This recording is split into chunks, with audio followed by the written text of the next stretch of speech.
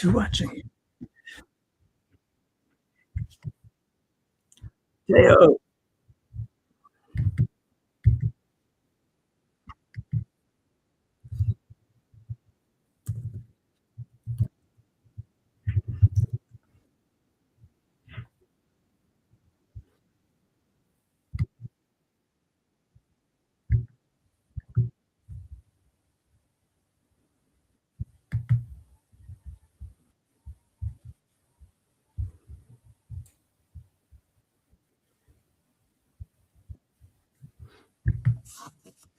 Wow, I've done it. Teo, thank you very much for saving the stream. No, thank you. I'm, I'm glad Okay. I Oh, I've finally. got double sound.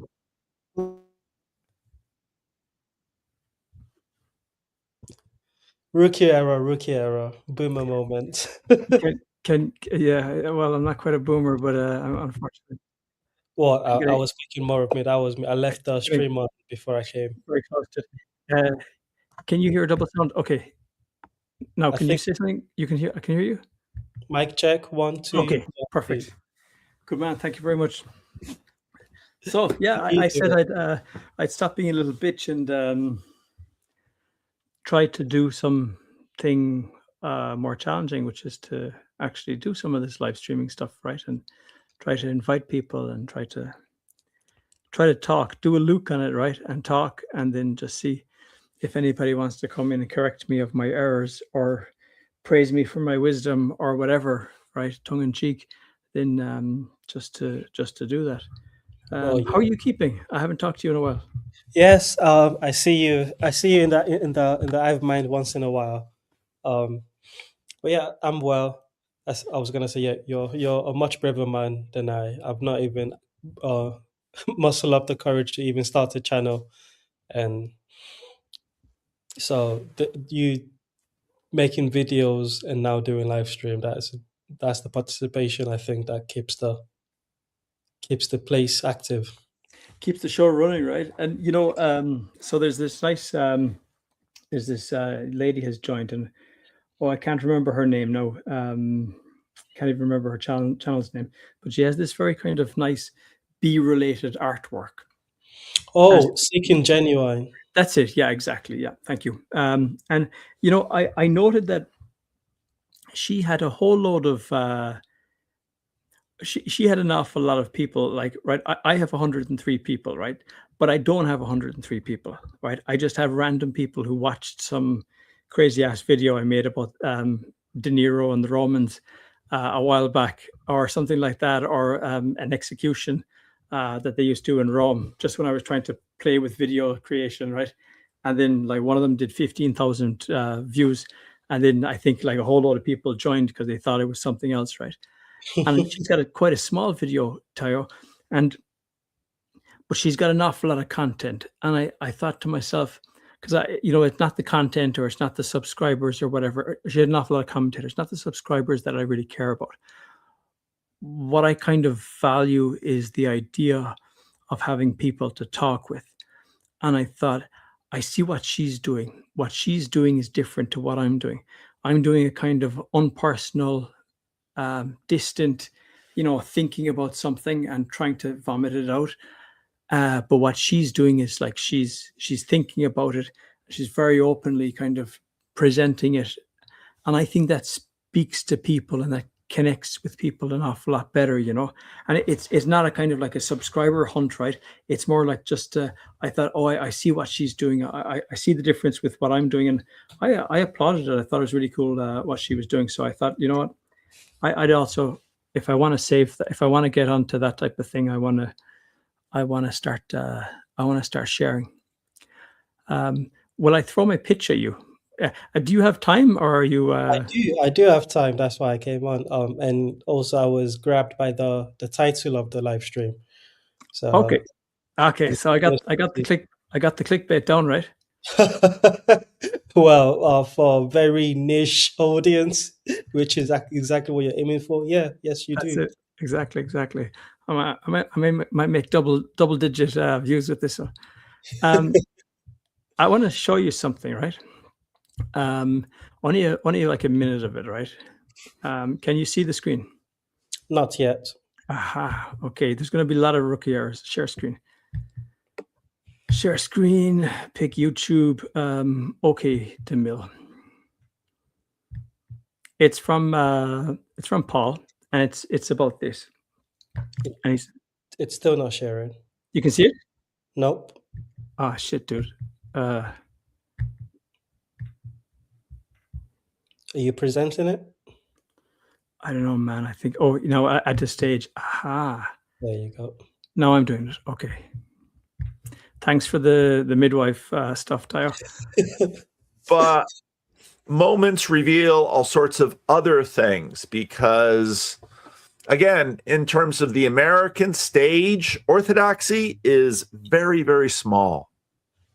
And even though online they're big, and so we're going to have to talk about what are the dynamics of being online, because that's something that none of us really know about. The internet is very new. And having pastors do the kind of thing that I'm doing is very new. And we're going to see more and more pastors try to do this. And many pastors have tried to do this. But we're going to, okay, how are we going to? So what kind of struck me a bit about this, Tyro, was Paul had another video today as well where he characterized, I thought correctly, right? He said about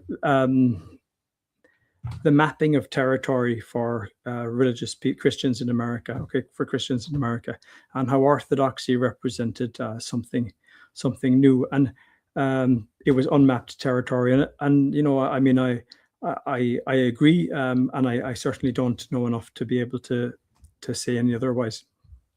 But one thing that kind of struck me is what might be the appeal of Orthodoxy seems to be this constant desire or hunger for a type of beauty, which put me in mind to the Romantics. I've been participating, as I've seen you also have been, with Jeff's Pilgrim Regress series every so often.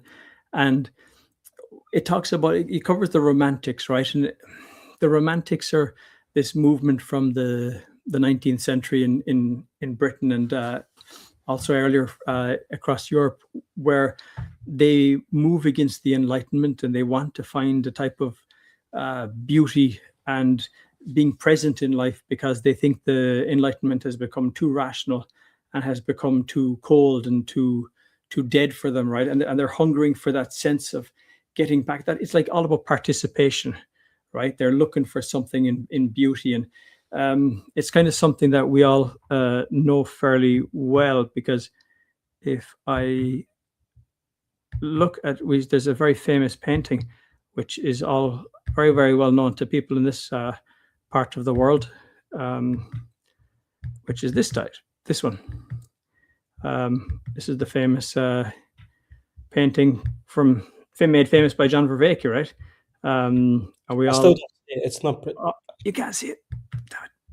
At the stage. Yeah, thanks, man. At the stage, sound. There, you see that one now. This. Yeah. This guy, right? This famous painting, right? And he's immersed in nature, right? He's bang in the middle of it, just present.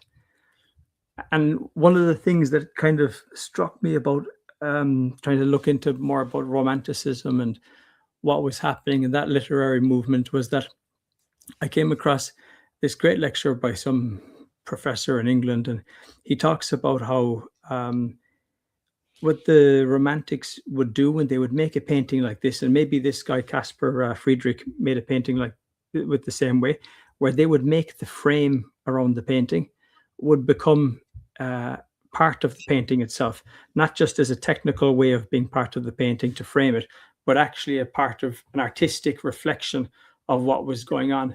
And then they would write a poem about what was going on, and maybe they would do music about what this whole thing was trying to capture. So they were continuously trying to capture in layers, in ever greater layers, what was going on. And it seems to me that, for the Orthodox, at least the Orthodox online community, and none of this is disparaging of them, because, I mean, at all, right? Because I think they're awesome in for many of them. I think it's a fantastic thing that's happening with Orthodoxy. So more power to them. But there seems to be that kind of underpinning of looking for meaning, right? And then I look at the Romantic movement, and I see this continuous um, echoing of what's happening in Orthodoxy. Well, what do you think? Rambling or something here? No, I think there is something there. I'm reminded of I don't think made it past 3 or maybe 5 episodes at most of the Awakening from the Meaning Crisis series, but I do remember him touching on the Romantics, and uh, also when I first came into the corner, the one of the C.S. Lewis, there's Tolkien, and then there's the guy that deals with Barfield. Barfield, and Mark Vernon is actually someone that I met with, and he's a Barfield guy. I think he wrote a book recently about it that Matt C and I spoke about sometime last year. So Mhm. but to me, what I remember being silly is that it's the meaning making part of it, uh, Mhm. meaning that again the meaning crisis. Uh, in the meaning crisis series, I think Viveki was looking back at the romantic suit as a way of saying, okay, this is how um, psychotechnologies affect culture and meaning making has to be reestablished. And I think in a way, Orthodox is doing that in America and in the West more generally to some extent. And I think the online part of it is definitely, again, back to meaning making because sort of I don't know if it's the peak or certainly a big spike in the Orthodox thing was during COVID and the we don't have to go back to it, but institutions failing, Mhm. people struggling to make sense of of reality because there are conflicting narratives about what reality to believe. So yeah, to that extent, yeah, I see it. Uh, but I think that's just also found a part of any revival moment is that you see with new eyes things that you previously did not see, even though you saw them. Uh, but I don't know about the online part because I think PVK is right in the clip that you played. There is a there's a reckoning that we're all gonna have to confront of this business of connecting and presenting and all of the things that we're doing online. One of the things that the Romantics were toying with was what was the influx of new technology, and they made a lot of like so. I guess like they started in the mid 18th century, so let's say 1750. So probably about 2 centuries after the printing press kicked into gear.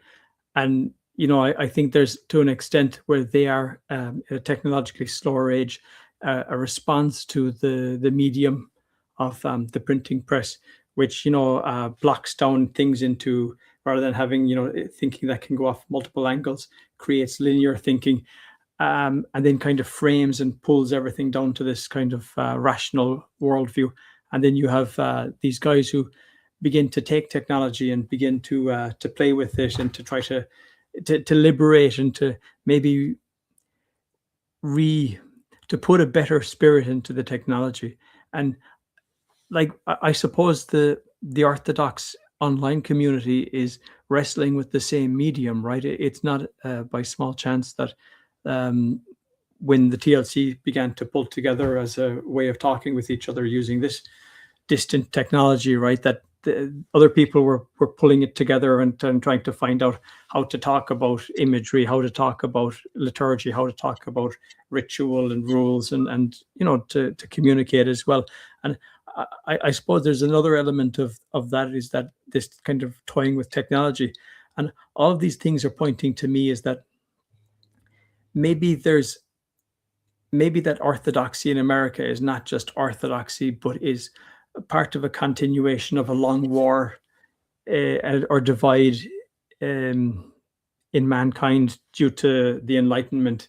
You know, what's the cause of the split? Like the Orthodox in America tend to be, as Paul was outlining, a mix of people, immigrants from actual Orthodox countries, plus converts to the Orthodox faith, right? And I'm kind of curious, like, what's the deep driver? Like, is there a centuries-old driver, and what might that be? And you think the driver is the same branch as the Romantics were Yeah, wrestling? I want, or that's something I'm kind of curious about, right? Is there a kind of almost like a civil war that's been going on for centuries, right? And that the Romantics are the same. The Romantics are a response back to the Enlightenment, and then after a while, the Romantics kind of decay. They go into the decadent Romantics, and Oscar Wilde would have been one of those lads, and they don't really seem to talk about the transcendent anymore. They just like, so where the original Romantics talked about being in nature and feeling beauty, like in Wordsworth and daffodils, and just like, you know, almost like a Zen moment. Then the decadent Romantics are more like, just have a beer, go party, get laid, and do it all again tomorrow, right? Um, which sounds like rocking, but at the same time, it's probably not it's not culturally going to last for as long as the other crowd did.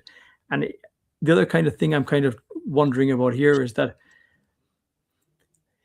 does this mean that built within the move towards orthodoxy, there is if the move towards orthodoxy is driven by forces that gave birth to romanticism, that wrestled with becoming meaning makers and finding meaning, that learned how to wrestle with the new technology, how to find connections to the transcendent.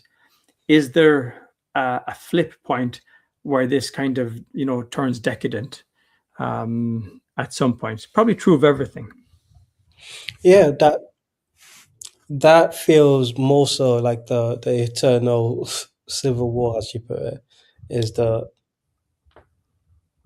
I mean, PBK uses the language of the age of decay, and I Mhm. think is right in that, because I mean, it's biblical language, but there's a sense in which every 7 generations or so, um, there comes a young group of people that revolt against the old, for good and bad reasons. And in that moment of chaos, there's the premise or the potential for something good to come out of it.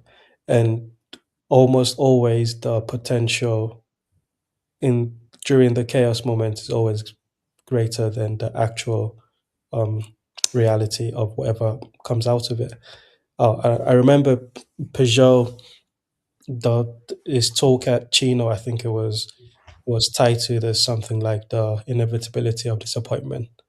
And I remember Mhm. him using the illustration of trying to hold on to something. The more you try to hold on to it, the less it is you're actually going to be able to. And he was saying that in the context of the Orthodox revival, which sort of that conference was like a microcosm of it. I mean, this was before the symbolic world, which is now more so that in of itself. But it was speaking to a lot of the author bros there, which was that yes, the excitement that you feel about discovering this new way, this new language, um, or this new language for the faith of your parents that felt incompatible with your reality. Uh, it's not it's not going to be everything that you dream it up to be, and that's mostly because of you, because now you're now a part of it. So I think, yeah, there's that decadence to it, aspect to it.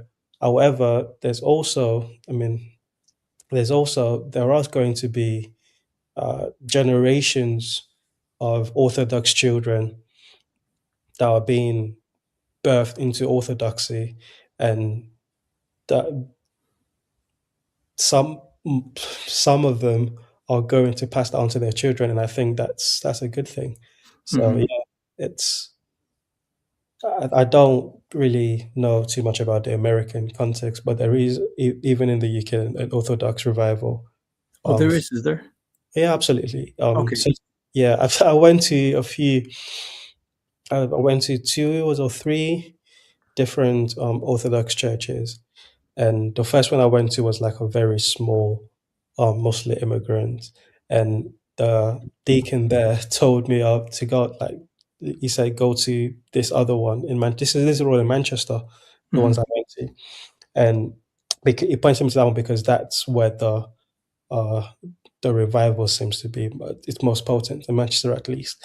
And I went there, and yeah, a lot of young men. At the time, I was still what, in my late 20s, mid 20s, yeah. Um, and there were young men younger than me, so we're talking teens, early 20s, that were clearly convert because they Mhm. you could smell the people that actually grew up in it, and the people that have got the zeal for it but are still learning to be a part of it. Um, now I don't think, well, actually, for maybe for like a couple of weeks there was a chance that I was like, oh, this Orthodox thing might be a cool thing to be a part of, but very quickly I realized, okay, that's not really my journey. I'm not um seeking the uh you talked about the beauty. The beauty that I saw there was very also the beauty that I see in the mega churches that I go to, Mhm. or the Pentecostal, or even the Methodist church in the village that I lived in for a while. So I didn't feel like, oh, I finally found the one true church. So it didn't stick on me like that. But for those that it does, and especially given the moment of, like you said, sense making, I think, yeah, really cool. The other thing I wanted you to go back to is you mentioned the in the picture you said the frame is a part of the picture, and then they write a poem about the picture or the frame, and the picture end of the frame. How does that play into? I can see someone like Peugeot and both Peugeot brothers being sort of an emblem of the orthodoxy poetic thing, because Jonathan's doing the comic book, and uh, I don't know what Matthew's doing. Oh, it's PV. Am I gone That live? Thanks, Paul. Much appreciated, my friend. if Paul comes on screen, I promise you, it's going to boost your signal. That's all he has to do. Just Oh, appear on screen, yeah, and certainly welcome. that thumbnail's going to oh, the YouTube algorithm. What a very obvious but at the same time cruel mistress. You know, um, yeah, can you join? I mean, you don't have to. It's up to you. But I've no clue how. I've really no clue what I'm doing. So, Hey, Paul, the link is there. He'll click it oh, if he's he's able. there. Okay, all right. Yeah, you're certainly very welcome, Paul. Well, one thing I was kind of thinking about this. Oh, cool. Hi, Paul. How are you doing? You're muted. Oh, yeah, you're muted. Oh No, I dear. can't hear you. Still no mic. Still no volume from you, Paul. What's oh. Oh, Yeah, there I it think so. is. Yep. There's some sound. Hey, Paul. How are you doing? Good. You can hear me now? Yeah, yeah, perfect. All right. Perfect. Yeah, I'm getting some treatment on another channel, and Ortho Bro's taking me apart, man. I saw some of it, man, Paul, and I was I just learned patience and forbearance, and I thought to myself, there's like don't drag your yeah there's an expression about like competing in a certain type of Olympics. Wait, At the end of the day, you might win, but you're still right. And I didn't want to engage in that, so I just I just pulled the plug and moved on, right? I completely missed this. What's the PVK? Is your status rocket about to shoot up through the Orthodoxy confrontation? The dude's got like 30,000 subs, but he's got 700 people watching, and I really don't know what that means. I think he's off of me right now. I'll just throw the link in here. So Oh dear. It's very visual. Let me put it that way. It's full of pyrotechnics and flashing lights, and I mean what this guy has configured with his StreamYard is next level, right? It's it is. Looks like he's a mega church pastor who's an ortho bro. So wait, what? That's actually that makes sense. This is the internet after all. Yeah. Well, I think he's done with me. He was on me he's been going 3 hours. And he started with you, and then he moved on to Tristan Tate when I kind of fast forwarded it, and I thought, okay, talking about the Tate brothers describing how they what type of conversations they have over the dinner table about religion, and I thought, I'm not going to listen to the Tate brothers talking about religion. Almost 2 hours on your clip, just scrolling through the. Yeah, it was a short video. Oh, and he's taking super chats that are like, invest in crypto. So yeah, there's a quality channel. But I'm still trying to figure out how. I mean, to get 600, 700 concurrent views, that's a lot. And I would have thought the channel would be larger unless he used to have a channel and this is a different channel. I mean, sometimes you see that. So he might have a bigger following. I took a look, actually, because I was curious about the same thing. He joined in 2015 with that channel.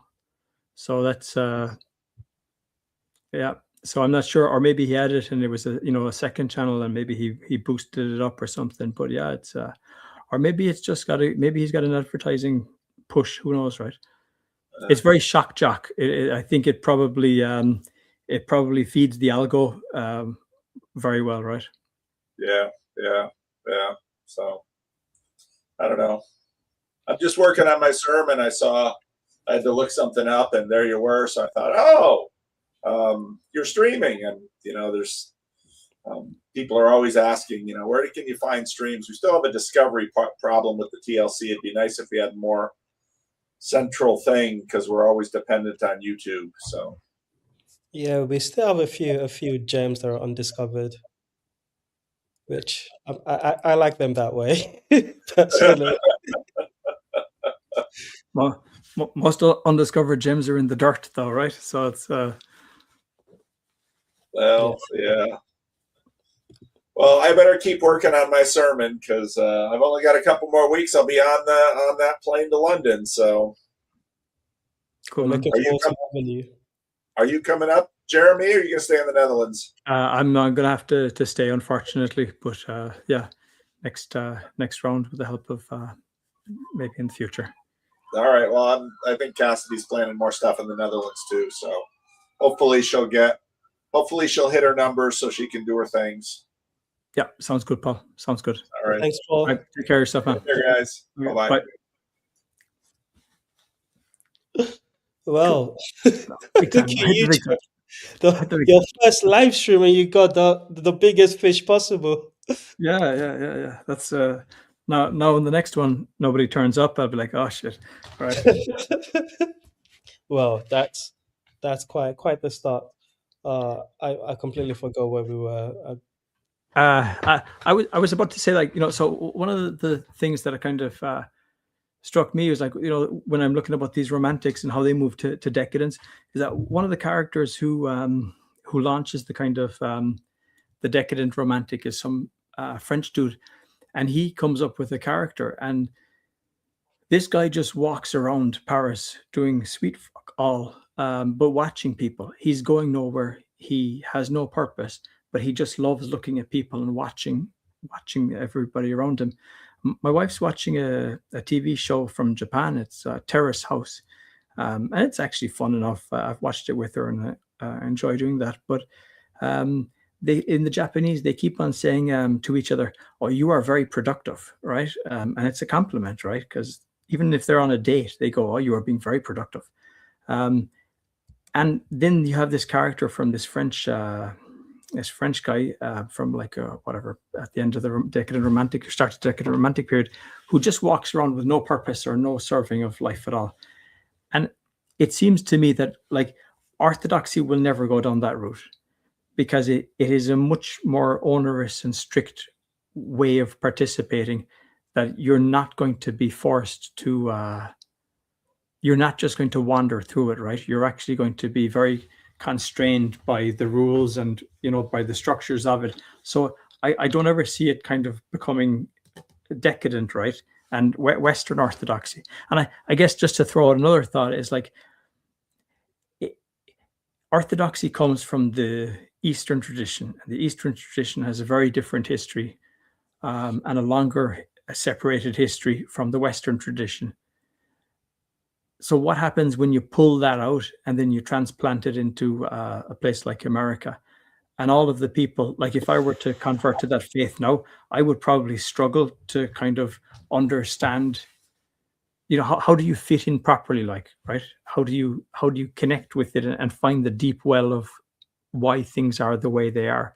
And not just the religious and theological stuff, but actually the actual structures of how the whole conversation happens right there.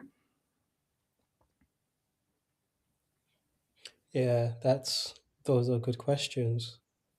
I think, well, this is not an attempt to answer them. This is more trying to further the exploration. One, there's a difference between the second generation immigrants and converts coming into it, those that are first generation orthodoxy, and that tension will play out differently. I think the CRC and the synods that we've been paying attention to, or some of us have been paying attention to the last however many years, like give a good. I think PVK has done a good job of giving us the law of how the CRC came to be, and the meme of burning the wooden shoe. I think that's orthodoxy in the West will have a form of burning the wooden shoe, because of both the second and third generation immigrants, if they're still going, which is unlikely given the stats, and the convert. The converts usually have more of a say, because they're the most zealous one. I mean, the way the CRC, the big synod played out, was basically the people that converted into the CRC and were zealous about the what's Luke's thing, that the dogma of the denomination. They were able to wield the dogma to basically win the war of the same-sex thing that the CRC went through. And I think similarly, there are going to be the this is just speculation, but I think it's educated speculation given the way things have played out in other immigrants, churches moving to the West, is the fire of the old, that when you move the church from where it was birthed into a new place, you lose something there. And then with each generation of people that weren't born in the place that the church was from, they also just forget, depending on how strong the foundation is of the traditions, and in modernity it's not that strong. Now I think the interesting part is that what's attractive to the people that convert into Orthodoxy, what's attracting them to it, is also going to be the thing that like, they're going to use to beat out the old people that were there before they got there, Yeah. into making it something different to what it used to be. And I know the sort of and what was attractive is that it was old. So they're going to basically want of the version of Orthodoxy that they read about and talked about on YouTube and all the church fathers. And when they get there to find it's just a little bit more modern um, in its instantiation, I think, yeah, they're going to have to. I don't know if it's decadence is the right word, but it's going to change because that's how things go. Well, one thing that's jumping to my mind here is that, so like one of the guys who founded Romanticism was Rousseau, the Swiss guy, and he's the man who talked about the man in his natural state is like free, and then everywhere he's in chains, right? So this really he is very much a pushback against what had gone before, and he starts some of the thoughts that lead to the French Revolution, and then the Romantics are very big into the French Revolution, and they see it as a liberation of mankind. But at the same time, they have this strange tension of where they're continuously looking towards religion. And then this jumps onto what we talked about earlier, the decadent Romantics and Oscar Wilde, and then they kind of peter out. But something at that stage is built into the system, this question of permanently rebelling against authority and looking at the world in opposition to what has gone before you, right?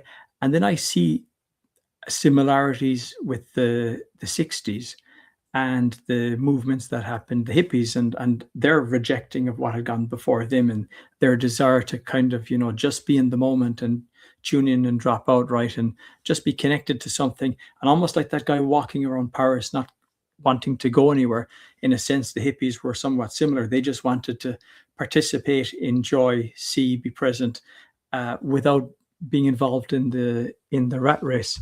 And it makes me wonder, right, if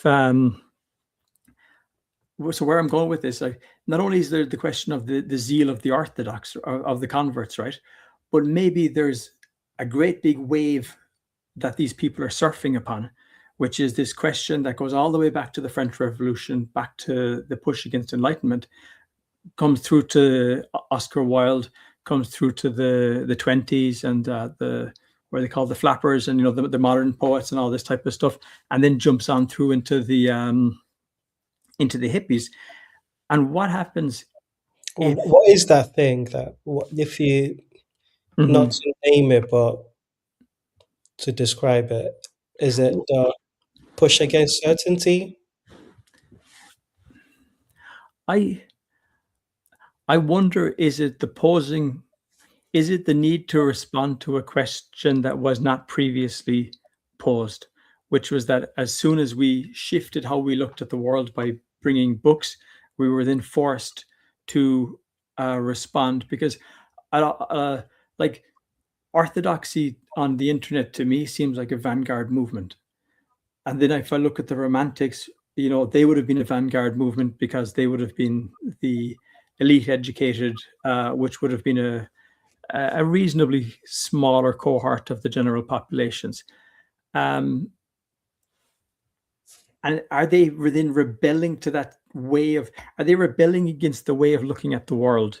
And does that mean that continues? Because I'm not so sure I know how to describe it, but I think that's a different question to does it exist?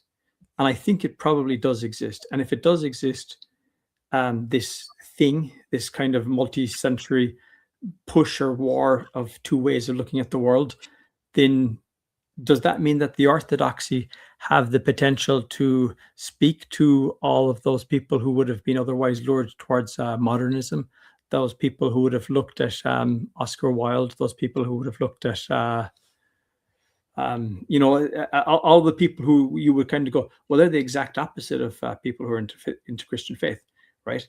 Does that land? Am I going anywhere with that? If I'm following you correctly, I think I I would say it's the other way around, meaning it's the fading of modernity that's allowing for things like orthodoxy to seem attractive, or just religion in general to seem more attractive to the people that would have been more attracted to the Oscar Wilde and the materialist and yeah, even the '60s EPs type. It's there's a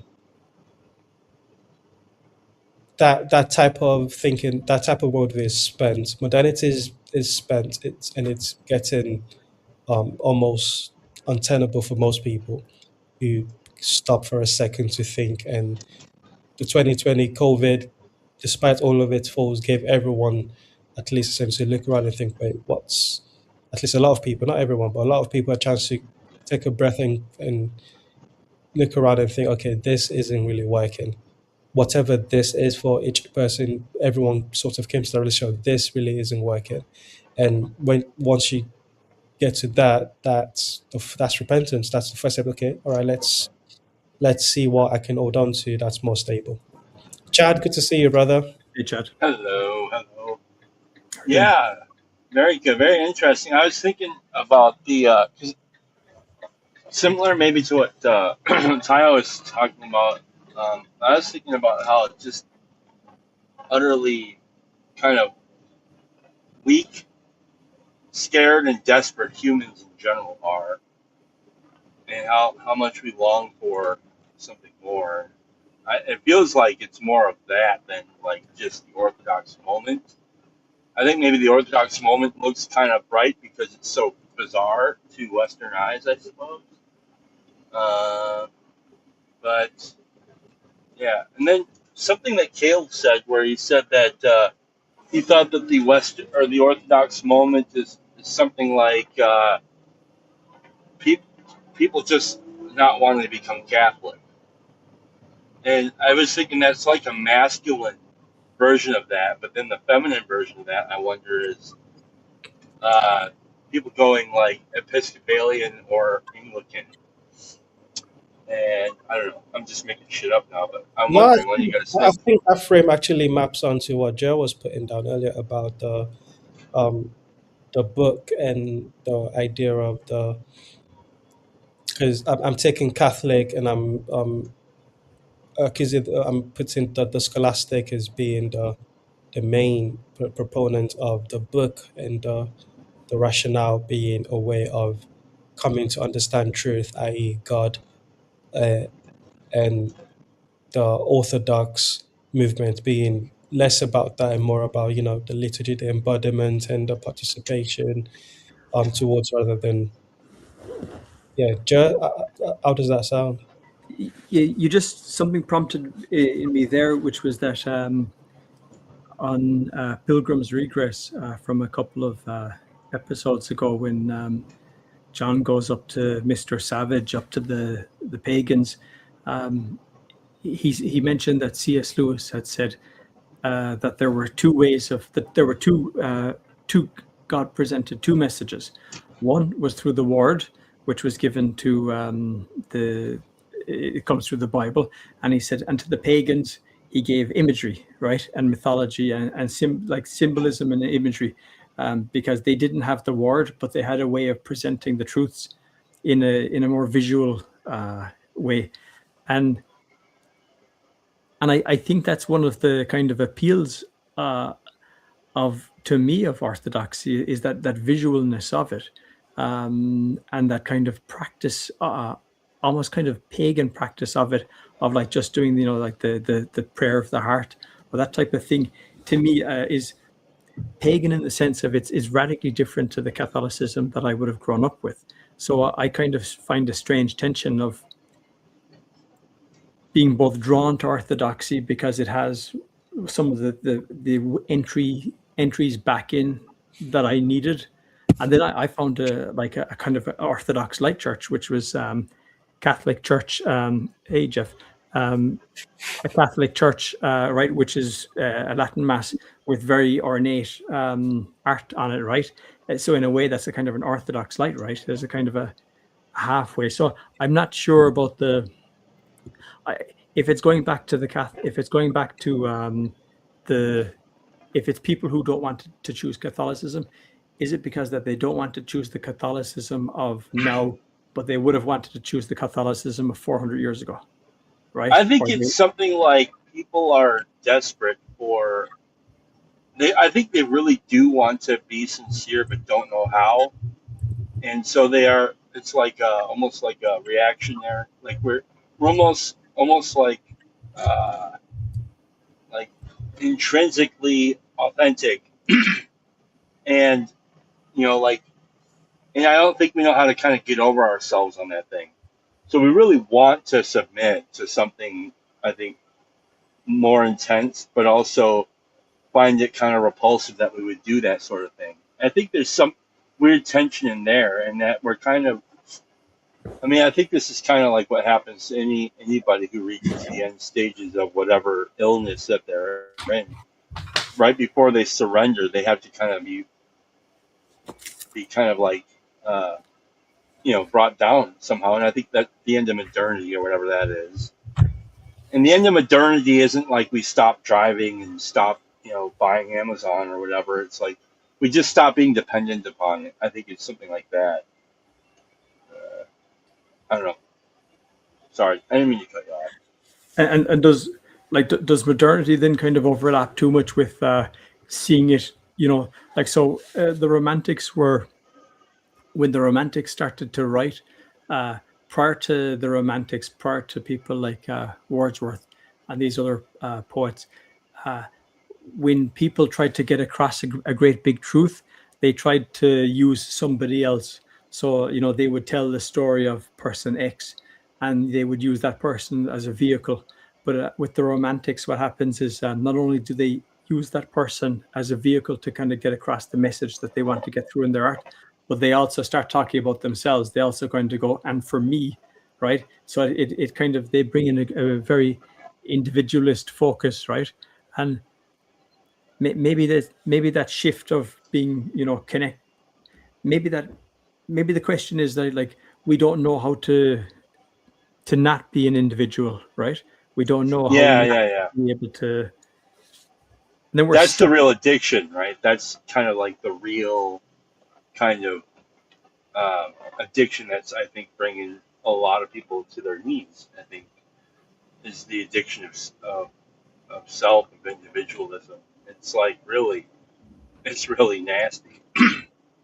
And when the whole world is like that, it's easy to kind of like turn your head to it because, or like, kind of like accept that this is just the way it is because everybody's doing it, it's that sort of thing. And meanwhile, we're like wondering what, there are many people out there, I think, who are still very asleep to this. And they're just like, they're caught up in like, I don't understand what's wrong with the world. What's wrong with those people? And instead of being able to recognize it, they are in large part contributing to their self-imposed crisis. One of the things I was looking at in terms of the Romantics was the idea that that they were a response to technological change, right? The technological change of the book, and that technological change imposed a kind of a uniform way of thinking on people, right? Before a man might be alone with these thoughts, right, and could go really deep and just be himself, right? But then with a book, you take a really well thought out way of thinking, a pattern of thinking, and then you just ingest it, and then maybe you don't even realize that somehow or other you've just taken that pattern and you're no longer yourself, right? You think you're more yourself than ever, right? You think you're smarter and faster, but in turn, all you've done is you've just taken the programming of somebody else and uploaded it. Whereas when you knew jack shit about anything and would just sit out looking at the stars, you were probably more integrated and unique a person than had ever been, even though you could talk to nothing about anybody, right? And then they kind of start to respond and try to, wrestle with technology and wrestle with how to be somebody. And like, this is a kind of something that was talked about here before, was this question of like, this wrestling with this online medium, StreamYard/YouTube, where in a way, even though we're all in a collective thing, we're all individually finding a way of speaking with it, right? Which I kind of, it seems to me that there's a strange conflict in between like the Orthodox, who I think are awesome, right? Online, and then the people who are going to church, and how do you wrestle with that, right? And maybe they're doing the same things that we are, although sometimes I think it can be a bit of a shock jock stuff, right? From what we saw earlier today. But yeah, what do you think of that? Yeah, yeah. Like, I might lose you here, so in which case I'm sorry, but yeah. I just saw. I've been thinking about this, and maybe this would be too off topic, but it's something like the senius aspect of what's kind of happening. I think is interesting, and I, I am very suspicious these days of like more people who are like maybe have a higher status, bigger, so-called higher status, who are kind of like um, attention farming in like, I think actually in the corner, in topics that even have been brought up for years and years and years in the corner, are now making their way out into the mainstream in these other funnels, and they're almost like trying to get all they can out of it before it's, that whole like intellectual spiritual bubble pops. Like, I saw P.F. Young just announced yesterday he's going to be writing a book. And I was just kind of, I don't know what to think of this, but maybe it's related to what you're saying. I'm sorry, I'm not being a good sport right now. I know what you're saying, but I think that that's not a bad thing either, right? Because in a sense that it can't remain unique, right? Because if it remains unique, that's the very individualism that's probably dragging us down, right? So in the sense that, like, what I'm doing now is writing a book, right? With less publishing than P.F. Young will probably get, right? But effectively, it's writing a book, and I suppose to an extent, like part of me wants to be recognized, and part of me would like a little clap in the back, kind of go, "You did good kid," right? And then, but part of me also is only doing it because I want to participate, right? I want to communicate, I want to share. So I see there's a tension there. I don't necessarily find it all as bad. And I do kind of think that, look, people have been wrestling with these ideas, it seems to me, for at least almost 300 years, that we can kind of see a fairly clear through line, right? So I think the bubble's Yeah. not going to pop. Well, yeah. No, I mean just like the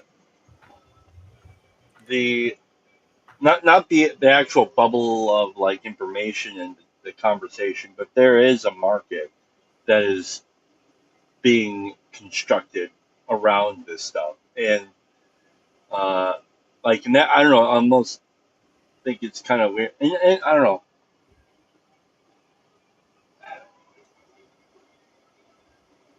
Yeah, and maybe I'm just talking out of my ass on that, but I do think like when like the Stephen D. Young talking to the guy, and you got all these kind of like weird little kind of like lower status meeting up with higher status, talking about specific things that we've really hashed out over the last 10 years in this space, and I wonder who's actually out there watching this stuff other than us, because it's kind of weird.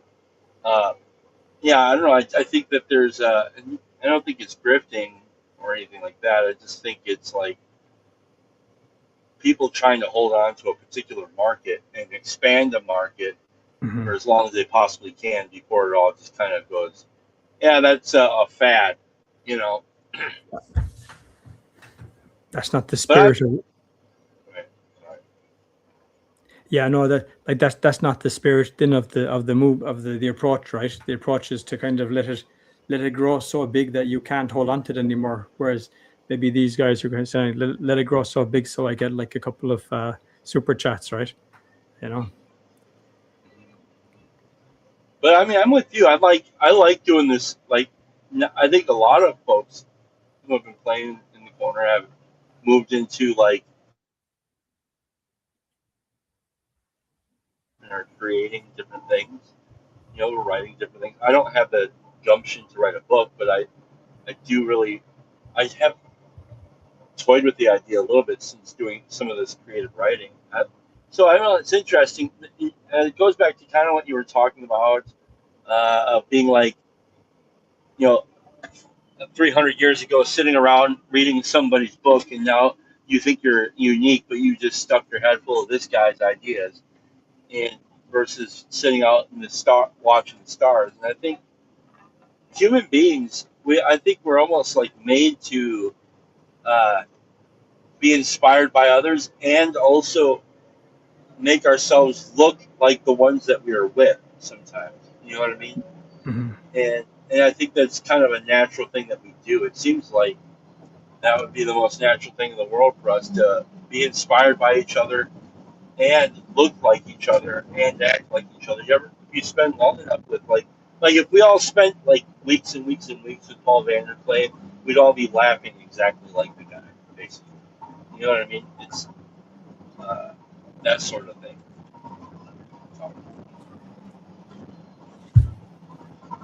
I agree. I don't know what else to say, Chad. But so I'll probably land the first flight. But Right. thanks very much for supporting, and thanks Theo, and thanks Paul, and thanks everybody, Alex and Jeff and Matt and Have a good one. who else do I see? Everett. Okay, hey, take care, Chad. Safe home. God bless. Bye.